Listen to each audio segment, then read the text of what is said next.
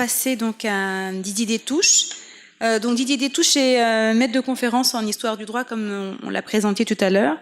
Il est spécialiste d'histoire constitutionnelle et administrative des Outre-mer et ses travaux portent sur la première départementalisation, l'engagement et la justice coloniale.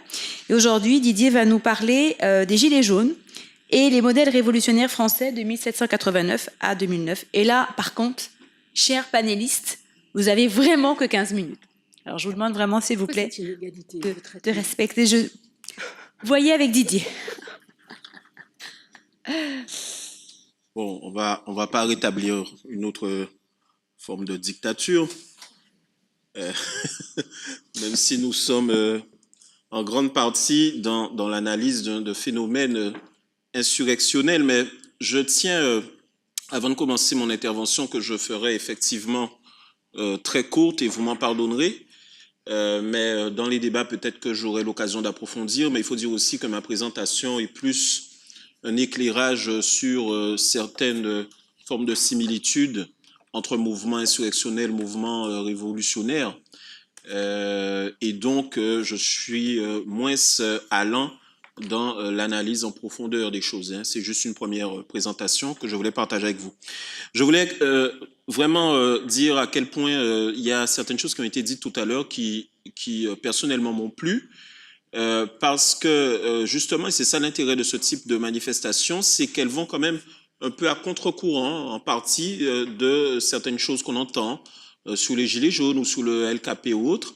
Et c'est vrai que c'est ça qui est intéressant dans le débat public qui est proposé actuellement, c'est que il y a quand même un certain nombre de choses spontanées qui sont vécues à travers cette crise des Gilets jaunes. Alors oui, le terme crise utilisé parce que de certains points de vue, il y a de belles choses dans ce mouvement et d'autres des choses peut-être plus inquiétantes.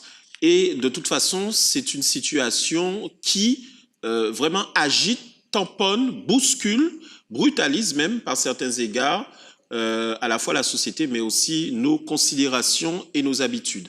Et donc là aussi, c'est une chose qui est très intéressante dans ce mouvement, d'où l'intérêt de l'analyse. Et je souscris dans ce que disait Jackie Daombé en fin de sa réponse, en fin de son intervention. Et permettez-moi d'insister à nouveau, le président de la République n'a rien à faire dans une école. Il y a un bon nombre de choses qui sont permises aujourd'hui au gré de l'hypertrophie de la communication politique, mais c'est vrai que si on se place sous l'angle simple du civisme et de l'esprit des institutions, de part et d'autre, que ce soit Gilets jaunes ou Macron, il y a quand même un certain nombre de choses qui ont été faites et qui sont au-delà, ou hors cadre, ou hors normes, et qui méritent au moins une analyse, mais en tout cas, certaines indignations quand il y a lieu de s'indigner. Alors, l'hypothèse, pour reprendre l'expression, une expression que j'aime particulièrement et qui a été faite par Christian Sade tout à l'heure, l'hypothèse que je vais vous présenter est celle que le mouvement des Gilets jaunes s'inspire de modèles révolutionnaires français. Non pas d'un modèle, ça sera ma première analyse, c'est-à-dire le modèle révolutionnaire de 1789, mais au-delà de plusieurs modèles révolutionnaires et pourquoi pas de mouvements en tout cas insurrectionnels et de mouvements sociaux et de mouvements contestataires et notamment, j'irai même jusqu'à 2009, c'est pour ça que ma chronologie va de 1789 et ne s'arrête pas à 1968 mais s'arrêtera à 2009, le LKP en Guadeloupe. Alors, rentrons rapidement dans le vif du sujet. D'abord, une constatation. Les modèles révolutionnaires sont des références éparses, mais bien présentes. C'est vrai, avec une majorité de références à la Révolution française de 1789, et nous verrons surtout pourquoi, en fait. Eh bien, ces références viennent des Gilets jaunes eux-mêmes. Ce ne sont pas des références qui prennent la forme d'étiquettes accolées par les médias, les journalistes ou les politiques, ou même les leaders. Ce sont les Gilets jaunes qui ont décidé par des actions, par des images ou par des discours, eh bien, de s'inspirer directement et de le manifester, eh bien, de la Révolution française de 1789. Alors, on va donner quelques exemples, mais c'est vrai qu'il faut avoir à l'esprit que la Révolution française, au-delà de l'analyse des historiens, eh bien, la Révolution française a lancé à travers le temps et l'espace une force d'espoir qui peut être reprise, ne serait-ce que parce qu'elle a généré, eh bien, et qu'elle a donné naissance à ce très beau texte de droit qu'est et que demeure la Déclaration des droits de l'homme et du citoyen, la version de 1789. 1789 est donc, pour ces Gilets jaunes, un recours pour ouvrir l'histoire quand celle-ci semble avoir été fermée et confisquée. Et ici, j'ouvre une petite parenthèse, c'est vrai que l'une des caractéristiques de la campagne du candidat Emmanuel Macron était de vouloir faire une sorte de synthèse un peu historique des grands discours et des grandes postures républicaines de la France. Alors, la Révolution française, bien sûr, mais aussi le gaullisme, le général de Gaulle, le socialisme de Jaurès ou autre, tout ça de façon diffuse. Mais liberté, égalité, fraternité est le terme même, le titre même de son ouvrage de campagne. Révolution faisait appel, alors maintenant on peut en penser ce qu'on peut en penser, mais faisait appel à un héritage idéologique français qui est un héritage républicain. C'est une des spécificités de l'idéologie française, c'est vraiment d'avoir été loin dans la réflexion sur ce que pouvait être un idéal républicain, même sous ses formes coloniales. Alors, le mouvement des Gilets jaunes a ciblé dès le départ l'injustice fiscale et l'injustice salariale. Il faut savoir que des moteurs de la Révolution de 1789 fut aussi la dénonciation de l'injustice fiscale et de l'état de pauvreté absolue dans lequel se trouvait notamment le peuple parisien, mais aussi le peuple français, suite à une famine et à plusieurs hivers très rudes, et donc qui avait entraîné véritablement énormément de difficultés économiques pour le tiers-État en particulier. Rejeté par les privilégiés, ce mot d'ordre sert du coup rapidement de base à une critique plus générale des injustices et des inégalités. Alors certains auteurs ont parlé, je trouve que le terme est exact, de jacquerie fiscale. En réalité, une jacquerie fiscale, c'est quand on commence à dénoncer, mais sans vouloir forcément aller jusqu'à un mouvement révolutionnaire. C'est un mouvement de contestation, de révolte, mais qui n'a pas forcément pour but d'aboutir à renouveler complètement le système. Or, effectivement, avec les Gilets jaunes, nous sommes bien dans ce cadre-là, mais un cadre qui va très rapidement aller jusqu'à des revendications politiques qui sont extrêmement diverses, mais qui ont une forme de cohérence, puisqu'elles remettent en cause le contrat social-démocratique tel qu'il est vécu par les gouvernants. Et je précise, par les gouvernants. Parce que dans les Gilets jaunes, excusez-moi, une autre parenthèse, au niveau des Gilets jaunes, il n'y a pas une volonté forcément d'établir un autre régime politique, peut-être d'être à une autre version de la Constitution, c'est-à-dire une 6e Constitution, mais qui permettrait plus de pouvoir et d'intervention du peuple, des citoyens, voire même de la société civile, mais il n'y a pas une volonté de s'exclure du système qui est critiqué. Et si effectivement il y a une remise en cause du néolibéralisme ou du libéralisme, mais il y a dans les premières revendications une volonté de pouvoir être mieux intégré dans le système avec une augmentation du pouvoir d'achat. C'est-à-dire qu'en gros, les Gilets jaunes demandent à pouvoir tout simplement avoir un meilleur fonctionnement du système économique et non pas une transformation totale de ce système. Alors, certains gestes font donc écho. Quand les patriotes de 1789 brûlaient les barrières d'octroi de Paris en juillet, eh bien, les Gilets jaunes, eux, bloquent les péages ou neutralisent les radars. Ici, le message est politique, puisque le contrat social permet surtout de, amalgamer le pouvoir de contribution des citoyens. L'État est considéré comme ayant rompu ce contrat et donc il a rompu quelque part la légitimité de l'acte de contribution des citoyens. Et puis, les Gilets jaunes reprennent de fait bien des mots d'ordre de la Révolution, et effectivement, en particulier ceux de 1793, à commencer par un retour à la souveraineté du peuple. Le terme souveraineté nationale est très peu utilisé. Alors, dans les manifestations, on a vu, moi j'avais regardé ça avec beaucoup de délices et en même temps un peu d'inquiétude, mais dans les premières grandes manifestations des Gilets jaunes au mois de novembre, on avait vraiment, en termes de symbole, une appropriation par des Gilets jaunes plutôt d'extrême droite ou d'ultra-droite du symbole de l'Arc de Triomphe, et on les voyait camper tout autour de l'Arc de Triomphe parce que c'est un symbole national. Et puis on avait une volonté de ceux qui étaient plutôt de gauche ou d'extrême gauche, eh bien, alors, soit d'aller à l'Élysée, soit de pouvoir arpenter, de manifester devant les magasins qui représentent une certaine forme de luxe, de richesse déjà. C'est incroyable ça. Et de pouvoir...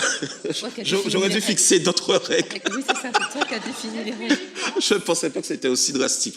Alors, il y a aussi une volonté d'appropriation de différents symboles, mais eux tous avaient ce gilet jaune. Alors, je ne pourrais pas parler du symbole gilet jaune comme je pourrais parler du bonnet phrygien parce que ça prendra, je n'ai plus que 5 minutes, ça prendra trop de temps. Mais c'est vrai aussi que dans les symboles, l'utilisation du gilet jaune qui est en fait un appel au secours du point de vue de la sécurité routière et un appel au secours, une nécessité de stopper, une nécessité de prendre en compte un besoin d'aide, on peut le mettre en relation en termes symboliques avec le bonnet phrygien révolutionnaire ou les sans-culottes où effectivement la tenue était quand même un rappel d'une certaine idéologie, d'un certain pouvoir du peuple.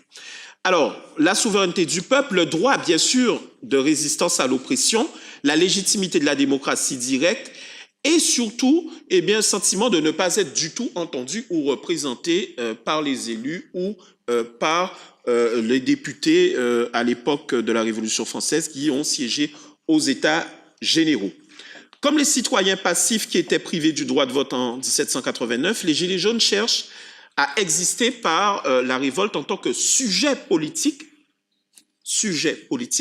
dans une société dont ils s'estiment être les invisibles et les sans-voix. Alors, je n'irai pas jusqu'à utiliser l'expression de sans-dents, mais il va sans dire que, bien évidemment, c'est là une appropriation critiques qui ont été faites par bon nombre de Gilets jaunes, en référence bien sûr à des propos déjà cyniques et méprisants d'un chef de l'État, en tout cas supposé, François Hollande. Alors, de ce fait, les Gilets jaunes tentent de se faire voir dans des médias habitués à les ignorer. Si les patriotes de 1789 avaient trouvé la cocarde et le bonnet, je l'ai dit, les Gilets jaunes ont choisi un symbole qui renvoie à l'ordinaire du peuple, mais qui est aussi un appel au secours. Le choix insistant des Champs-Élysées comme lieu de manifestation révèle certaines continuités. En 1789, les premières marches populaires avaient commencé sur les boulevards, mais aussi entre les actuels. Alors, il faut savoir bien sûr que les boulevards n'étaient pas ce qu'ils sont maintenant, parce que c'est Napoléon qui a fait agrandir les boulevards pour pouvoir charger justement la foule en cas de révolution, mais aussi entre les actuelles places Vendôme et de la Concorde ainsi qu'aux Invalides. Et là, bien évidemment, les Gilets jaunes ont repris cet itinéraire parisien avec beaucoup d'enthousiasme. En 1789, certains lieux étaient chargés de pouvoir, depuis le Louvre jusqu'à la route qui menait à Versailles. Aujourd'hui, certains de ces lieux symbolisent la grande richesse et des lieux de cérémonie officiels. C'est donc à ces endroits que des marches aussi ont voulu être mises en place, puisqu'il s'agissait d'y affirmer la dignité du peuple. Un autre point de comparaison, l'origine provinciale et dispersée du mouvement avant sa convergence à Paris. Bien sûr, les Gilets jaunes, c'est la révolution, on l'appelle révolution, bon, peu hâtivement, mais c'est la révolution des ronds-points, c'est-à-dire dans toutes les provinces, des gens qui décident d'occuper des espaces publics de circulation. C'est donc un mouvement essentiellement provincial. Et c'est vrai que l'actualité parisienne de ce mouvement depuis plusieurs semaines ne doit pas masquer le fait, et d'ailleurs, le retour au niveau de Bordeaux aujourd'hui montre bien qu'il y a une origine provinciale aussi du mouvement et que ça n'est pas uniquement un mouvement social qui se manifeste qu'à Paris. Eh bien, il y a là une révolution qui était partie des provinces éloignées de la capitale, en Bretagne, dans le Dauphiné, en Artois, en 1789, pour manifester une lutte contre l'oubli de la province et des espaces relégués. Il y a également une appropriation comment dirais-je, quand les Gilets jaunes ont décidé de chanter la Marseillaise sur le grand escalier du château de Vizille, eh bien, il faut savoir que c'est là où se sont tenus les premiers... Ah ouais, d'accord. Où se sont tenus les premiers États généraux à l'été 1788. Donc là aussi, une réappropriation. Alors, comme mes autres collègues, je vais être obligé de sauter quelques paragraphes. Bien sûr, un petit rapprochement. En 1787, Marie-Antoinette fait rénover à grands frais le château de Saint-Cloud, alors que le peuple souffre. Et puis, aujourd'hui, on nous parle de Brigitte Macron qui change les moquettes de l'Élysée pour 300 000 € en pleine révolte des Gilets jaunes. D'autres symboles, du pain pour tous en 1789 et eh bien, de l'essence pour tous en 2019.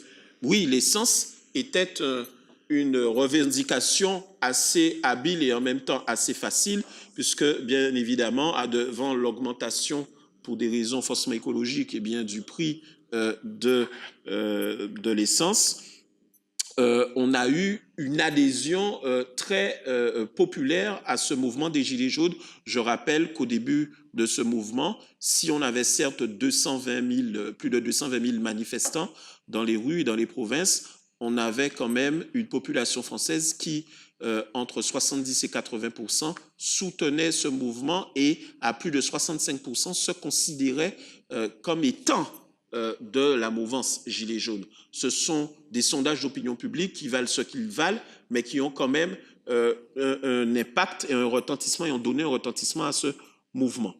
Alors, je vais sauter tout ça. Je reviens à ma deuxième partie, donc. Il n'y a pas eu que Alors, un autre point de convergence historique, 2 minutes encore, rapidement. Un autre point de convergence historique, mais cette fois-ci pas forcément venu des Gilets jaunes, ce sont les cahiers de doléances.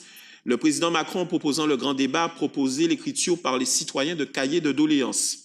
Ceux-ci installés dans les mairies pour le grand débat national ne sont pas une première dans l'histoire de France. Il y a 230 ans, en février 1789, Louis XVI s'était également résolu à mettre en place des registres de plaintes afin de tâter le pouls de ces 25 millions de sujets. Il faut savoir que les États généraux, en fait, étaient la seule institution qui permettait, le corps intermédiaire qui permettait de donner au roi de France une opinion publique et de pouvoir avoir un consentement relatif pour la mise en place de nouveaux impôts. Mais en 1789, le roi de France avait effectivement l'intention aussi, à travers ses cahiers de doléances, d'éteindre la flambée de colère qui commençait à monter au sein du pays. Et malheureusement, pour lui, en tout cas, on sait ce qu'il en est advenu, puisque tout cela aboutit à une révolution. Alors, il y a d'autres modèles révolutionnaires, très rapidement. La réapparition des barricades en 2018 s'inscrit dans une pratique d'appropriation de la rue repérée en 1789, mais aussi pendant et surtout pendant la Commune de Paris en 1871.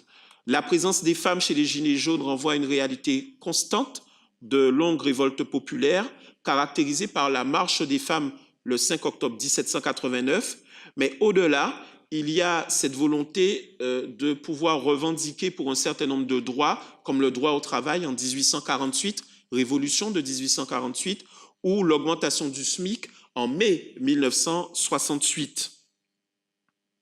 Le contexte n'est pas le même. Il faut être conscient qu'à l'époque de la monarchie absolue et de son renversement, aucun Français n'aurait eu l'idée de crier « Louis XVI dégage » ou bien « Louis XVI démission ». La liberté de critiquer l'autorité aujourd'hui est bien plus forte. Même si les femmes et les hommes de 89 luttaient contre les monopoleurs et spéculateurs, c'était l'expression de l'époque, eh bien les Gilets jaunes ont davantage quand même conscience de lutter contre les effets et les lacunes d'une économie capitaliste et mondialisée, mais qui se veut par sa traduction institutionnelle, violente. Et ma collègue Stéphanie Mulot vous dira quelques mots de la violence institutionnelle. Bref, comparé aux sans-culottes, les Gilets jaunes viennent pourtant de milieux professionnellement et socialement très différents, tandis que les sans-culottes de 1793 en particulier étaient avant tout des artisans et des petits commerçants urbains surreprésentés à Paris. Mais il y a quand même une surreprésentation des classes moyennes actuellement dans ce mouvement des Gilets jaunes. Et dernier mot, les revendications qui sont très politiques font aussi penser aux années 1930 et aussi février 1934, avec des revendications nationalistes, voire un peu populistes. Donc, les Gilets jaunes se rapprochent aussi, au-delà des révolutionnaires, se rapprochent aussi des électeurs du populisme ou de Donald Trump, avec quelquefois, il faut le dire, eh bien, des expressions que l'on a vues ci et là, sans réduire ce mouvement à ça, mais des expressions de xénophobie et des expressions de nationalisme, en tout cas de souverainisme. Dénoncer les violences commises par les Gilets jaunes sont pourtant bien moins fortes que celles de 1789. Lors des émeutes du Faubourg Saint-Antoine en avril 1789, plus de 300 ouvriers sont massacrés. Les insurgés font plusieurs victimes dès l'été, avec un certain nombre de têtes coupées. Enfin, bien sûr, certains Gilets jaunes ont brandi la guillotine comme symbole dans un certain nombre de manifestations. Donc, je vais m'arrêter là. Pendant que nous allons passer au prochain orateur, vous me permettrez de vous... C'est Caroline qui passe après moi ou Georges? Ah, bon, alors je ne pourrai pas forcément. Mais tout à l'heure... Non, je vais essayer de te mettre le tout. Mais je vous montrerai quand même 2 ou 3 images en rapport avec ce que j'ai dit, 2 ou 3 photos. Et comme on a eu des photos particulièrement violentes depuis plusieurs semaines du mouvement des Gilets jaunes, il faut quand même rappeler ici que les Gilets jaunes sont aussi, à bien des égards, eh bien, un exemple de manifestation pacifique, voire même ludique, avec quand même des gens qui se sont connus, se sont rencontrés et ont partagé cette même fraternité et ce désir, eh bien, de s'indigner. Je vous remercie de m'avoir écouté.